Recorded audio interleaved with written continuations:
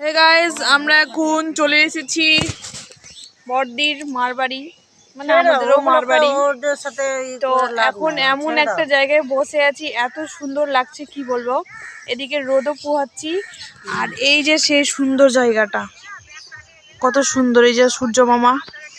আর এখানে দেখছো কতগুলো কুলে খাড়ার গাছ, তোমরা চেনো কিনা জানি না, কেউ চিনতে গেলে যে অবশ্যই কমেন্ট করে জানাবে। আমরা এতগুলো তুললাম, এই যে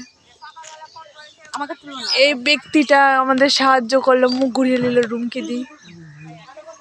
কি লজ্জা, ক্যামেরার সামনে মুখ আনতে লজ্জা করছে। আমার বড়দি এখানে গল্প করছে ও মার মাসির সাথে, হাই করে দিয়েছে। আর এটা স্মার্ট দিদি, এটা হচ্ছে মা।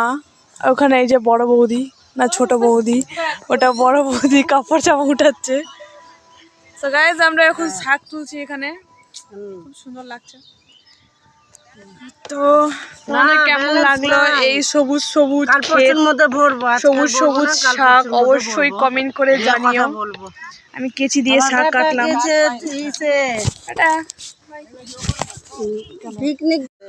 লাডু লাডু লাডু, কত সুন্দর সরষার ক্ষেত, বাট সূর্যটা ডুবে গেছে সেই জন্য ভালো লাগছে না, তাও ভালো লাগছে।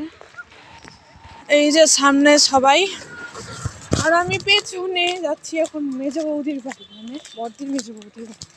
সবাই আগে আগে যাচ্ছে, আমি পিছিয়ে পিছিয়ে। গ্রাম সাইড কত সুন্দর, আমাদের ওইদিকেও আছে, তোমরা জানো, অনেকে চেনো, দেখেছো, জানি, আমি দেখিয়েছি শর্টসের মাধ্যমে। তাড়াতাড়ি হাঁটো। বেশ, ফাইনালি আমরা পৌঁছে গেছি,